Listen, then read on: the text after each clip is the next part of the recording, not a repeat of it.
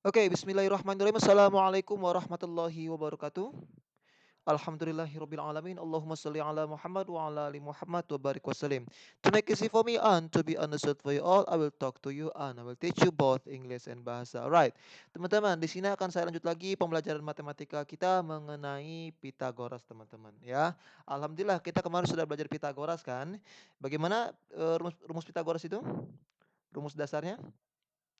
Betul ya.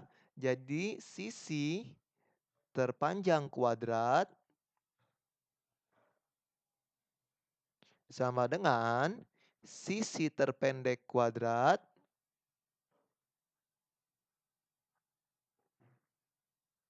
tambah sisi sedang kuadrat. Ya, jadi ukurannya paling sedang itu dikuadratkan. Nah, ini mengenai rumus Pitagoras dasarnya, teman-teman. Nah, sekarang terkadang teman-teman dalam persoalan matematika itu yang dicari itu bukan hanya hipotenusa, teman-teman, ya. Silakan dibuka buku matematikanya halaman 135, ya. 135.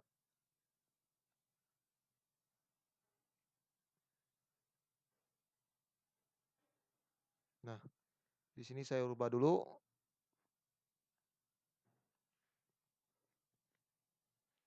Ya, halaman 135. Bisa teman-teman perhatikan di sini. Ya, contoh di 6.3. Di contoh yang pertama, ya, dia memang dicari yang namanya hipotenusa, teman-teman, atau sisi yang paling panjang. Dibandingkan sisi tegaknya dengan sisi alasnya, yang paling panjang adalah sisi yang sebelah sini. Inilah hipotenusanya. Tapi teman-teman, coba kita perhatikan dari gambar B. Kita lihat, ya. Mana yang merupakan sisi yang paling panjang? Apakah X? Apakah 7,5 atau 6? Kalau dari segi angka kelihatan ya, 7,5 itu lebih besar daripada 6, maka 6-nya kalah. Tetapi ketika X dengan 75, mana yang lebih besar? Betul, yang lebih besar itu adalah yang X. Maaf, yang lebih besar itu adalah yang 7,5. Nah, ternyata sisi terpanjang itu sudah saya katakan bahwa sisi terpanjang adalah hipotenusa. Nah, ternyata hipotenusa diketahui dan sisi terpendeknya diketahui, maka yang belum diketahui itu adalah sisi yang sedangnya. Jadi ketika kita pengen mencari sisi sedang dan mencari sisi terpendek, kita harus tahu dulu yang namanya letak hipotenusa, teman-teman, ya. Jadi kalau kita pengen mencari sisi terpendek atau sisi yang sedang ukurannya, maka kita harus cari tahu dulu yang namanya hipotenusanya. Nah, jadi tolong perhatikan ya. Jadi syarat mencari sisi terpendek ditulis ya, dan sedang adalah cari hipotenusanya terlebih dahulu, ya, cari hipotenusanya terlebih dahulu. Nah, bagaimana cara kita untuk mencari tahu hipotenusa, teman-teman? Dari gambar itu mudah untuk mencari tahunya, ya. Perhatikan mana yang merupakan sudut siku-siku, ya. Perhatikan mana yang merupakan sudut siku-siku. Ternyata di sini sudut siku-sikunya, ya. Ketika kita mengetahui sudut siku-sikunya, sudut yang berhadapan dengan sisi yang berhadapan dengan sudut siku-siku itulah hipotenusa. Maksudnya apa? Nih, sudut siku-sikunya ketika kita menghadapkan ke depan atau kita tarik atau kita hadapkan ke depan, maka dia akan mengarah pada sisi 7,5. Maka hipotenusanya pada gambar B ini adalah 7,5. Kalau dalam gambar A kita perhatikan ya, siku-sikunya ada di sini, ya. Maka sisi yang berhadapan dengan sudut siku-siku yang mana? Betul, yang ini ya. Maka inilah yang namanya hipotenusa. Nah, sudah kita tahu hipotenusa yang mana, baru kita bisa mencari sisi terpendek dan sisi yang sedangnya, teman-teman. Nah, biar lebih mudahnya kita untuk mencari sisi terpendek atau sisi yang sedang bahkan hipotenusanya, di sini akan saya buat teman-teman polanya ya. Jadi mungkin biar lebih mudah teman-teman ketika mendapati suatu masalah yang berhubungan dengan hipotenusa. Di sini saya buat yang namanya sudut siku-siku teman-teman.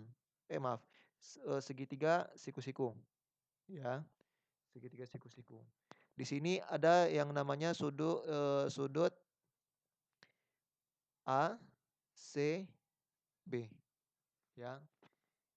Jadi saya mau nanya ulang lagi. Sisi yang berhadapan dengan sudut siku-siku yang mana?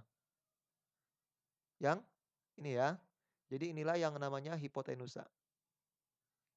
Nah, teman-teman, hipotenusa itu biasanya disimbolkan dengan C, ya.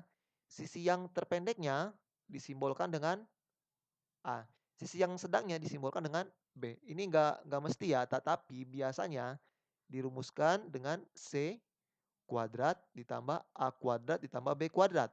Kenapa kuadrat? Karena memang sisi terpanjang kuadrat sama dengan sisi terpendek kuadrat ditambah sisi sedang kuadrat. Begitu cara mengimplementasikannya ke dalam bahasa, ya.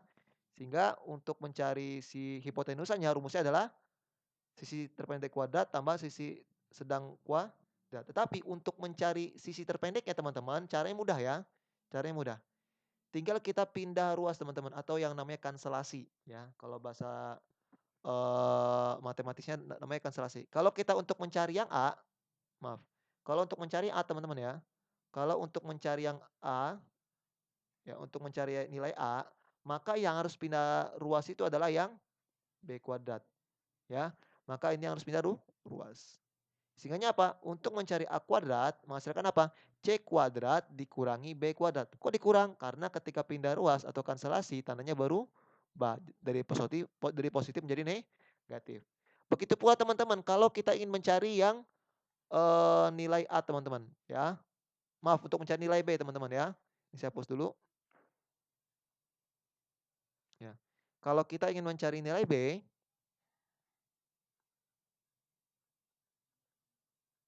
maka yang harus pindah ruas itu adalah yang A. Yang harus dikanselasikan adalah yang A. Sehingga B kuadrat itu sama dengan C kuadrat. Karena di sini A kuadratnya bentuknya positif atau negatif teman-teman? Betul, bentuknya positif. Ketika pindah ruas menjadi negatif. Negatif apa? Negatif A kuadrat. Seperti ini rumus dari Pitagorasnya teman-teman ya. Jadi untuk mencari hipotenusa adalah C kuadrat tambah A kuadrat tambah B kuadrat. Di sini saya tulis dulu ya. Hipotenusa. Cara mencarinya seperti ini. Eh, Sisi terpendek. Cara mencari seperti ini ya. Sisi yang sedang. Cara mencarinya seperti ini. Contoh teman-teman. Ya. Kita lihat latihan 6.2 ya. 6.2.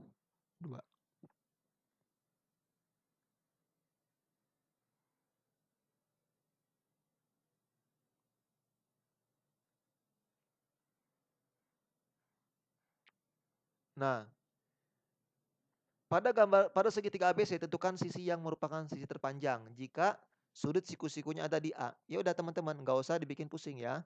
Kita gambar dulu sudut siku-sikunya di sini. Ini saya coba jawab yang A ya.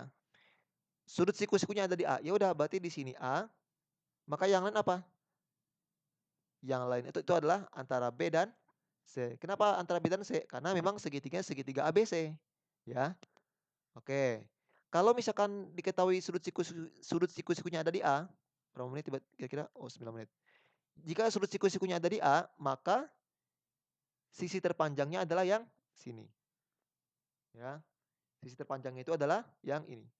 Ternyata ketika diketahui sisi terpanjang yang ini yang berhadapan dengan sudut siku-siku A, maka sisi terpanjangnya adalah pada garis BC gitu. Karena dialah yang berhadapan dengan sudut siku-siku. Nanti cari yang B dan C.